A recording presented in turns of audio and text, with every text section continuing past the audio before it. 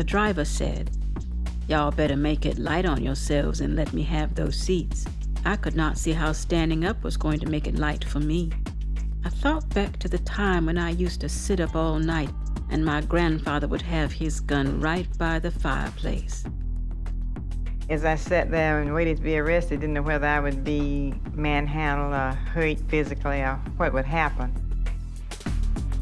The policeman approached me. He said, "Why don't you stand up?" I said, "I don't think I should have to stand up." And I asked him, I said, "Why do you push us around?" He said, "I do not know, but the law is a law and you're under arrest."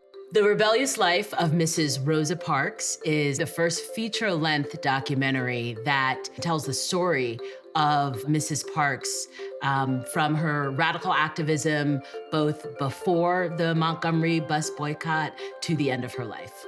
A story not just about bus segregation, but school segregation, voting rights, reparations, police brutality, injustices in the criminal legal system. Part of this kind of fuller, richer, deeper, more truthful history is not just about changing the way we see where we've been, but also how we got to where we are.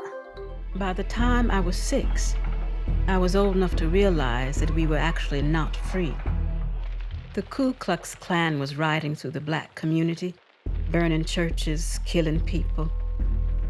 I later learned that it was because African American soldiers were returning from World War I and acting as if they deserved equal rights because they had served their country.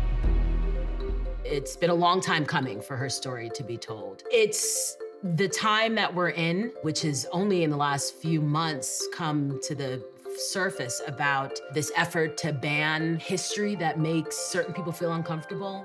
You know, specifically in Florida, one of the school districts banned Rosa Parks' autobiography. We're at a crucial moment in this country, right, where this issue of what can be learned, can we actually have a truthful history of the United States taught, is a very real question we're grappling with. And that's so dangerous. People are hungry for this history, even though that they're trying to ban it and to sanitize it. People want to know the truth about this country, about the experiences of all people. This is American history.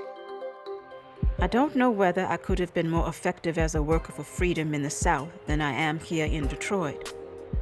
Really, the same thing that has occurred in the South is existing here to a certain degree. We do have the same problems.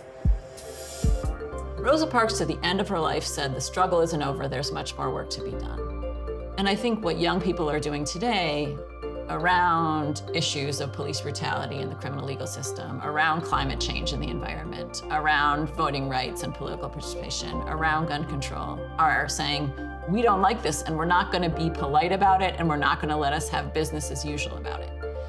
And that's where I think Rosa Parks would be standing today. The response has been incredible. It's really such a joy to bring this story to life and to work with my great co-director and producing team and the author of the book, Jean, Theo Harris. We've been working with the Zinn Education Project, and they have created a curriculum. Schools can access it. They can access the book. They can access the film, the license for the film, which is, again, incredible and so important in this, time period that we're in. I think by telling the story, it is a work of activism, hopefully a work of art as well.